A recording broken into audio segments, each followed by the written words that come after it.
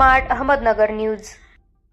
कोल्हापूर जिल्ह्यातील इचलकरंजी येथील होलार समाजाच्या गटई कामगारांच्या वर अन्याय चर्मोद्योग होलार समाज त्यांच्यावर होणारा अन्याय 40 वर्षापासून ऊन वारा पाऊस याची चिंता न करता पोटाची खळगी भरण्यासाठी रस्त्याच्या कडेला उघड्यावर बसतात। इचलकरंजी नगरपालिका यांची दखल घेतली जात नाही। इचलकरंजी नगरपालिका समाज कल्याण यांना विचारले असता उडवाउडवीची उत्तरे देऊन त्यांना प्रत्येक वेळी माघारी पाठवले जाते। होलार समाजाला कुठेतरी न्याय मिळावा जाणून घेऊयात त्यांच्या काही प्रतिक्रिया। नमस्कार, मी दयानंद जावीर इचलकरंजी येथून बोलत आहे। आपले जे गटे कामगार आहेत त्यांच्या व्यथा जाणून घेतल्यानंतर अक्षरशः डोळ्यात पाणी यावं असं लाजिरवाणं वाटतंय। सरकारनं त्याच्याकडे लक्ष दिलं पाहिजे, सरकारनं द्यायला पाहिजे। सगळ्यांनी लक्ष घातलं तर त्यांचं ते पोट मिळवाय। एक दिवस जर त्यांचा धंदा नाही झाला तर संध्याकाळी चूल बंद पडते। माझं एक मत आहे, वैयक्तिक मत म्हणतो की सरकारनं लक्ष देऊन त्यांच्या सगळ्या योजना, गटई कामगारांचे स्टॉल वगैरे सगळं द्यावं। आता यांनी म्हणतात की मला सांगितलं हत्तेकर साहेब, संजय हत्तेकरांनी प्रकारच्या सुविधा इचलकरंजी नगरपालिकेला पुरवलेल्या नाहीत किंवा कोणत्याही अधिकाऱ्यांनी चौकशी केलेली नाही।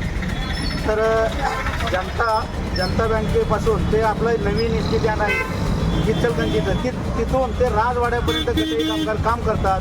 तर यांना कसल्याही सुविधा मिळालेल्या नाहीत साहेब। तर याच्याकडे तुम्ही लक्ष द्या आणि नगरपालिकेमध्ये जाऊन वारंवार सर्वांनी चक्रा मारल्या आहेत। आता पलीकडे जे नागनाथ जावीर म्हणून आहेत ते स्वतः नगरपालिकेत जातात, सायकल घेऊन जातात, सायकल घेऊन येतात। तर त्यांच्याकडे हेलपाटे मारून मारून त्यांचे पाय झिजले, परंतु अजून या नगरपालिकेकडे त्याच्याकडे लक्ष दिलेलं नाही आहे। चर्मकार उद्योगाकडे, गटई कामगाराकडे आणि तसेच समाज कल्याण कोल्हापूरमध्ये समाज कल्याणमध्ये आमच्याकडे या मदत मागा, त्यांच्याकडे गेलं तर ते मध्ये नो ऑब्जेक्शन सर्टिफिकेट आणा, यांचं लागे बांधे आहे।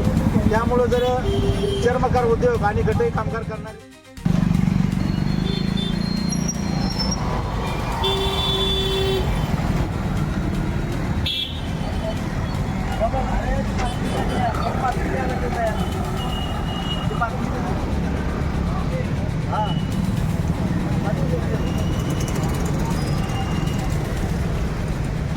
ते स्टॉल दिले का तुम्हाला? नाही समाज कल्याणला गेल्यानंतर नाही दिलं। बरं, तुमची काय अपेक्षा आहे? आमची काय, आम्हाला खोकी द्यावं आहे या जाग्यावर हां, आणि काय असेल ते शासनामार्फत काय अनुदान मिळते ते द्यावं। बरं, म्हणजे आजपर्यंत तुमच्याकडे शासनाने लक्षच घातलं नाही? लक्ष घातलेलं नाही। बरं, ठीक आहे, ओके। 30 वर्षात तुम्हाला काय नगरपालिकेनं हे काय दिलं का नाही? काय नाही। समाज कल्याणला तुम्ही गेलता? केंद्र तो मिळाली होती पुढे दिली नाही, जाऊ दिली म्हणजे नगरपालिकेने नो ऑब्जेक्शन दिलं नाही, हां सर्टिफिकेट दिलेलं नाही? नाही बरं, म्हणजे तुमची व्यथा ही एकदम गंभीर आहे। हां। मला सांगा, आजपर्यंत नगरपालिकेनं आपल्याला लक्ष दिलं का हो? नाही म्हणजे तुम्ही किती वर्ष झाली इथं बसताय? 25 वर्षे। नगरपालिकेने लक्ष दिलं? तुम्ही काय पुरवलं?